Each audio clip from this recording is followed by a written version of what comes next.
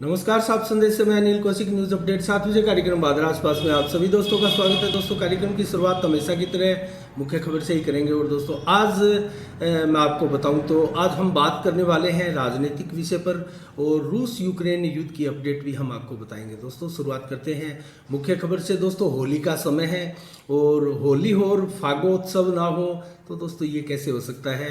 और हमारे धर्म में जिस प्रकार से होली और दीपावली के त्यौहार हिंदू धर्म के श्रेष्ठ त्योहारों में शुमार है, उसी प्रकार दोस्तों होली के रंग अलग ही है। और रंग गुलाल के साथ जो होली खेलने में मज़ा है दोस्तों, उसका आनंद अलग ही है। और दोस्तों, जो फागोत्सव है जो श्याम कला मंडल की तरफ से कस्बे में चल रहा था, 3 मार्च से प्रारंभ हुआ था, उसका समापन कल 10 मार्च को हो गया। और पूरा दोस्तों श्याम बाबा की झांकी शोभा यात्रा निकाली गई और उसमें हजारों की संख्या में महिलाएं पुरुष रंग और गुलाल के साथ होली खेलते हुए पूरे कस्बे को एक प्रकार से श्याममय बना दिया माहौल उसका।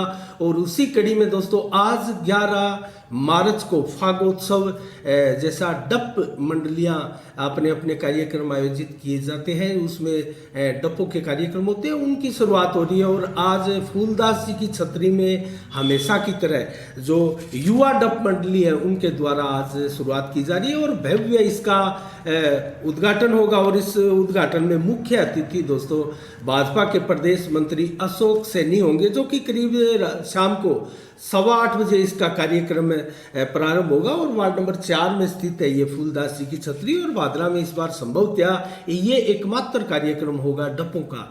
तो इसमें ज़्यादा से ज़्यादा संख्या में जो इसका शौक रखते हैं वो जरूर पहुंचे देखने के लिए। बहुत शानदार आयोजन इसका होता है और डपों की ताल पर कलाकार नाचते झूमते गाते हुए होली के लोकगीतों पर नृत्य करते हुए आपका मन जरूर लुभाएंगे। तो दोस्तों यहाँ ज़्यादा से ज़्यादा संख्या में आप होली का और फागोत्सव का डपों का एक साथ में आप लुत्फ ले सकते हैं। इसके अलावा 13 मार्च को दोस्तों आर्य समाज भवन में स्वागत समारोह रखा गया है विधायक बलवान पूनिया का। और ये स्वागत समारोह दोस्तों जो पुरानी पेंशन बहाल हुई है राजस्थान में उसको लेकर है। और स्थानीय जो शिक्षकगण है कर्मचारी है दोस्तों 1000 से कहीं अधिक यहाँ शिक्षकगण है जिनका लगभग कर्मचारी है जिनको पुरानी पेंशन से लाभ मिलेगा। और बलवान पुनिया ने इसकी मांग विधानसभा में जोर शोर से उठाई थी दोस्तों, तो उसको लेकर जो है बलवान पुनिया का यहाँ स्वागत समारोह किया जाएगा। और इसके अलावा अनेक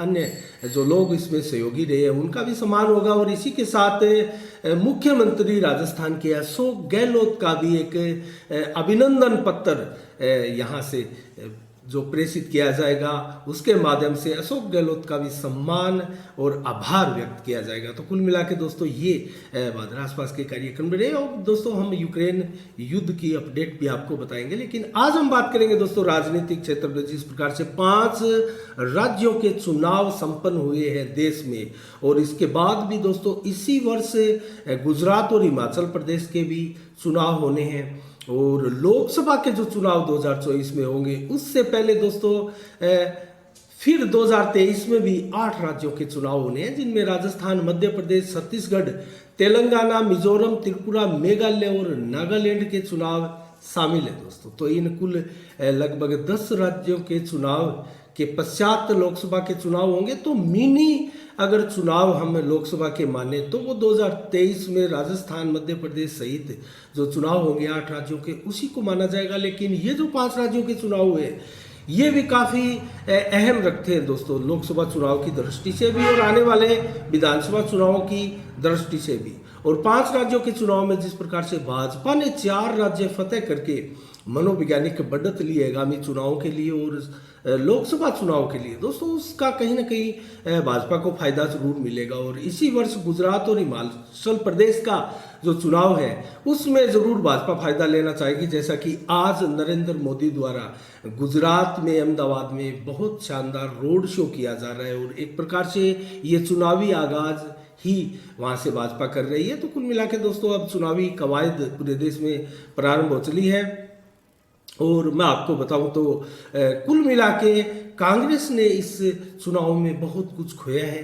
और 2 राज्यों में सरकारें थी, वो दोनों राज्यों में वापस लौट के कांग्रेस नहीं आई और भाजपा ने यहाँ कुछ पाया है और यूपी में ज़रूर दोबारा सरकार प्राप्त करके लोकसभा चुनाव में एक प्रकार से मनोवैज्ञानिक बढ़त भाजपा ने जरूर ली है। इसके अलावा दोस्तों मैं आपको विस्तार से अगर बताऊं तो 2024 में जिस प्रकार से लोकसभा के चुनाव होंगे तो मुख्य विपक्षी पार्टी को लेकर जो है कवायद देश में अभी से इन 5 राज्यों के चुनाव के संपन्न होते ही प्रारंभ हो चली है।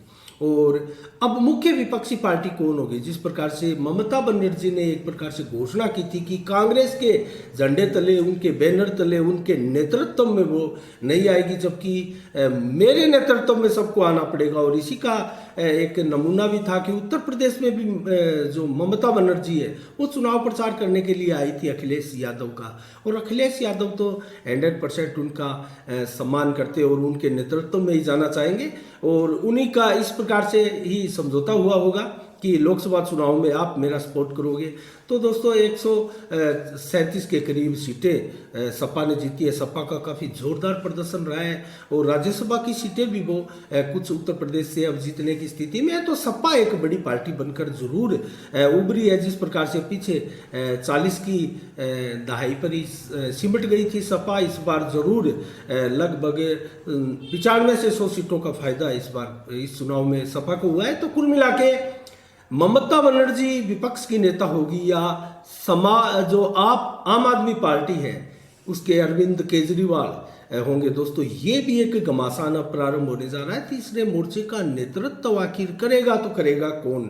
क्योंकि कांग्रेस पिछड़ती जा रही है। दोस्तों कांग्रेस को मैं आपको बताऊं तो मात्र 3 राज्यों में कांग्रेस की खुद के बूते सरकार है, जिसमें राजस्थान है जिसका चुनाव 2023 में ही होना है, छत्तीसगढ़ है उसका भी चुनाव 2023 में साथ में ही होना है राजस्थान के, और इसके अलावा दोस्तों झारखंड का है, जो झारखंड का चुनाव अभी नहीं है, लोकसभा चुनाव के बाद होना है। लेकिन इन 3 राज्यों में चुनाव है और इस 3 राज्यों में सत्ता में है कांग्रेस अपने बूते पर, और महाराष्ट्र में सहयोगी सत्ता की सहयोगी पार्टी है।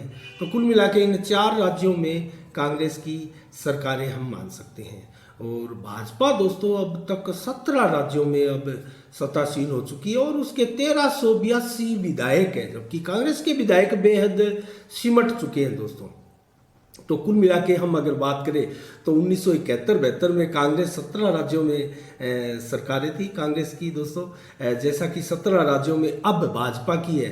तो उस समय लगभग 88% आबादी पर कांग्रेस राज करती थी और उसके लगभग 1500 के करीब विधायक थे और बीजेपी के 1382 विधायक है। तो बीजेपी जरूर 88% तो नहीं लेकिन 80% करीब आबादी पर बीजेपी फिलहाल राज करती है। तो 80-20 का अनुपात, जैसा कि योगी ने उत्तर प्रदेश में चुनाव के दौरान कहा था और ये कैंपेन भी चली थी दोस्तों, 80-20 का चुनाव है और लगभग भाजपा ने इसी अनुपात में देश में एक बार बढ़त बनाई हुई है। तो कुल मिला के दोस्तों हम बात करेंगे इन जो 10 राज्यों के चुनाव होंगे लोकसभा चुनाव से पहले, तो उसमें उसके बाद में कौन विपक्षी पार्टी उभर कर आ सकती है। जरूर क्षेत्रीय पार्टियों की बात करें तो आप पार्टी जो है आम आदमी पार्टी दोस्तों वो पहली पार्टी है देश में जो अब वर्तमान में 1 से अधिक राज्य में राज कर रही है और अपने बूते पर, क्योंकि पंजाब में प्रचंड बहुमत के साथ 92 सीटें प्राप्त करके जो अरविंद केजरीवाल की पार्टी ने यहाँ सरकार बनाई है और भगवत मान यहाँ संभवतः मुख्यमंत्री भी होंगे। तो कुल मिला के इन 2 राज्यों की मनोवैज्ञानिक बढ़त के बाद अरविंद केजरीवाल ने पंजाब में जो स्वागत समारोह हुआ था उसमें ऐलान भी कर दिया है कि अब हम निकलेंगे देश के लिए। तो देश की राजनीति में एक प्रकार से ये बदलाव का दौर है और कांग्रेस के लिए बेहद मंथन का दौर है दोस्तों। कांग्रेस को मंथन करना है कि अब, क्योंकि मैं एक चीज़ और कहना चाहूँगा दोस्तों, कांग्रेस में अभी चुनाव होने वाले थे और 21 अगस्त से 20 सितंबर के बीच में अध्यक्ष को लेकर चुनाव होने वाले थे कांग्रेस पार्टी के अध्यक्ष के रूप में। लेकिन जिस प्रकार से इन 5 राज्यों के चुनाव हुए हैं और 5 राज्यों में कांग्रेस को मुंह की खानी पड़ी है और कांग्रेस बुरी तरह से यहाँ हारी है। राहुल गांधी को दोबारा अध्यक्ष बनाने की कवायद चल रही थी। उस कवायद में बहुत बड़ा रोड़ा अब आ चुका है और कुल मिला के मैं कहूँ तो पश्चिम बंगाल, तमिलनाडु, केरल, असम और पांडुचेरी, इन 5 राज्यों में पहले ही कांग्रेस की बुरी गत हो चुकी है और उसके बाद में फिर एक बार 5 राज्यों में अब वर्तमान में हाल ही में जो बुरी गत हुई है, इन 10 राज्यों में कांग्रेस पीटने के बाद जो है राहुल गांधी की आगामी जो अध्यक्ष बनने की चाह है या उसकी राह है दोस्तों, उसमें बहुत बड़ा रोड़ा आने वाला है। और क्योंकि वो रोड़ा जो है वो उनके 23 बड़े वरिष्ठ नेता जो कांग्रेस के हैं वो ही लेकर आने वाले हैं और उनको हम ऐसे भी समझ सकते हैं जैसे मीडिया में प्रचारित है G23। तो दोस्तों ये जो बड़े 23 नेता है कांग्रेस के, ये इन्होंने एक प्रकार से आवाज़ बुलंद की हुई है कांग्रेस पार्टी में कि कांग्रेस के गांधी परिवार से अलग कहीं इसका अध्यक्ष अगर हो तो कांग्रेस का भविष्य जो है वो संवर सकता है, कांग्रेस पार्टी संवर सकती है, कांग्रेस पार्टी बढ़ सकती है, नई जान के साथ, नई ऊर्जा के साथ कांग्रेस पार्टी देश में अपना प्रभुत्व एक बार फिर से हासिल कर सकती है। और गांधी परिवार के रहते, उनके कमजोर नेतृत्व के रहते लगातार कांग्रेस गर्त दर गर्त में गई है दोस्तों। और अब जैसा कि मैंने आपको बताया गठबंधन और सभी समेत 4 राज्यों में कांग्रेस की सरकारें बची है और 23 के बाद में हो सकता है 2 राज्यों में ही बचे। तो दोस्तों कुल मिला के ये एक बहुत बड़ी त्रासदी कांग्रेस पार्टी में चल रही है इस वक्त और क्या होगा कांग्रेस का ये आने वाला समय बताएगा। लेकिन कुल मिला के मैं आपको बताऊं तो राहुल गांधी की राह में अब बहुत बड़ा रोड़ा है और अब आगे कौन गांधी परिवार का ही अध्यक्ष होगा या कौन होगा ये देखने वाली बात है। तो कुल मिला के 12 राज्यों में वर्तमान में दोस्तों क्षेत्रीय पार्टियां राज कर रही है भारत में। 17 राज्यों में जो है भाजपा राज कर रही है और 3 राज्यों में कांग्रेस राज कर रही है और जिन 12 राज्यों में क्षेत्रीय पार्टियां राज कर रही है उनमें 7 में स्पष्ट बहुमत से और 5 राज्यों में गठबंधन की भी सरकारें हैं। तो कुल मिला के देश की स्थिति राजनीति की यह है और जिस प्रकार से आगे राज्यसभा के चुनाव होने हैं दोस्तों अप्रैल अगस्त में, इसी माह में, इसी साल में जो करीब 57 सीटों के राज्यसभा के चुनाव होने वाले हैं उनमें से लगभग यूपी की 11 सीटें आती है और इन 11 सीटों में अब जितनी सीटें आई है दोस्तों उसके हिसाब से 7 सीटें भाजपा ले जा सकती है, 6 सीटें सपा के हाथ लगेगी। तो कुल मिला के ये स्थितियां अब आने वाले चुनाव के लिए भी तो कुल मिला के भाजपा ने अपनी स्थिति को कुछ मजबूत किया है राज्यसभा में भी इन 4 राज्यों में सरकारें बनाकर।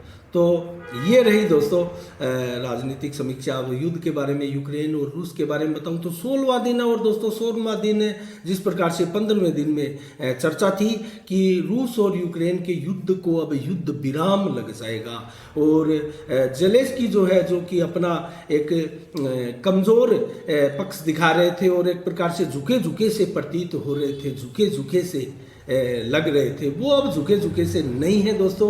आज फिर बाजी पलटी है। जिस प्रकार से हमने बार बार आपको बताया कि जेलेंस्की यूक्रेन के राष्ट्रपति है, वो घंटा घंटा में अपने बयान जो है हर घंटे में बदलने वाले राष्ट्रपति नेता की छवि बना चुके हैं और एक बचकना से बयान देते रहते हैं। जिस प्रकार से रूस के आगे कल 2 दिनों से वो नतमस्तक हो रहे थे, अपने यूक्रेन को बचाने की बात कर रहे थे, आज फिर यूक्रेन की जनता को जो है वो झोंकने का प्रयास कर रहे हैं युद्ध में। और रूस भी अब जो मारियोपोल है दोस्तों, दक्षिणी क्षेत्र है यूक्रेन का, वहां जबरदस्त घमासान मचा हुआ है और मिसाइलों से अटैक करते हुए रूस जो है हमले जारी कर रहा है और ताबड़तोड़ मिसाइलें दक्षिणी यूक्रेन में भी डाली जा रही है। तो कुल मिला के दोस्तों दावे बहुत है। दावे रूस के नुकसान के दावे की बात करें तो टैंक 325 के लगभग कर दिए हैं फोत और 81 हेलीकॉप्टर के अलावा 123 तोपें और 12,000 से अधिक सैनिक मारने के दावे अगर किए गए हैं तो वहीं रूस द्वारा भी लगभग 2300 से अधिक सैन्य ठिकानों को बर्बाद कर देने के दावे हैं दोस्तों। इस दावे में बड़ा दम लगता है और कुल मिला के रूस ने पूरे यूक्रेन को बर्बाद करके छोड़ दिया और केमिकल अटैक की योजना बना रहा है दोस्तों।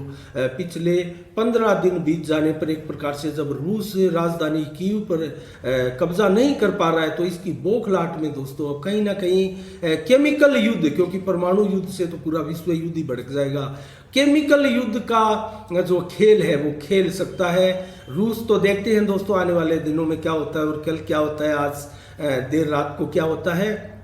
वर्तमान में एक बार फिर दोनों के बीच में युद्ध चल रहा है और ये युद्ध घमासान चल रहा है। पूरा विश्व इस वक्त एक बार फिर से चिंतित हो गया है। जिस प्रकार से आस बंदी थी पिछले 2 दिनों में, वो सारे के सारे सीज फायर अब धड़ाधड़ युद्ध की हमलों में तब्दील हो चुके हैं। तो दोस्तों आज का मौसम हम बताते हैं आज के शाम के 7 बजे के कार्यक्रम में इतना ही। और आज दोस्तों 11 मार्च को सुबह से ही मौसम का आना जाना रहा है। बादल बिल्कुल नहीं थे, मौसम साफ था, लेकिन बादलों का एक प्रकार से इस प्रकार से छाया रही कि धूप ज़्यादा नहीं थी लेकिन बादल नहीं थे, कमज़ोर बादल थे और दूर बहुत ऊंचाई पर आसमान में बादल दिखाई दिए, लेकिन बरसात वाले ये बादल नहीं थे। मौसम कुल मिला के साफ ही कहा जाएगा। और शाम को भी 30 से 32 डिग्री टेम्परेचर रहेगा। बादल 10% निचाई की एरिया में छाएंगे और 14 से 18 किलोमीटर की रफ्तार से हवाएं चलेगी। और कल दोस्तों 12 मार्च को 19 से 29 डिग्री टेम्परेचर सुबह रहेगा, तो 31 से 34 डिग्री टेम्परेचर दोपहर को और 27 से 32 डिग्री टेम्परेचर कल शाम को रहेगा और 4 से 14 किलोमीटर की रफ्तार से हवा चलेगी। बादल बिल्कुल नहीं होंगे दिन भर और कल रात्रि को भी बादल बिल्कुल नहीं होंगे, तो हवा भी समान चलती रहेगी लेकिन मौसम बिल्कुल साफ रहेगा। तो ये रहा दोस्तों आज का और कल का मौसम का अनुमान और आज के समाचार। दोस्तों कल ठीक शाम 7 बजे फिर आपसे रूबरू होंगे नई खबरों के साथ, नई समीक्षा के साथ। तब तक के लिए दोस्तों मुझे इजाज़त दीजिएगा। आप अपना बहुत बहुत ख्याल रखिएगा। साफ संदेश से मैं अनिल कौशिक, नमस्कार, जय भारत, जय जय राजस्थान।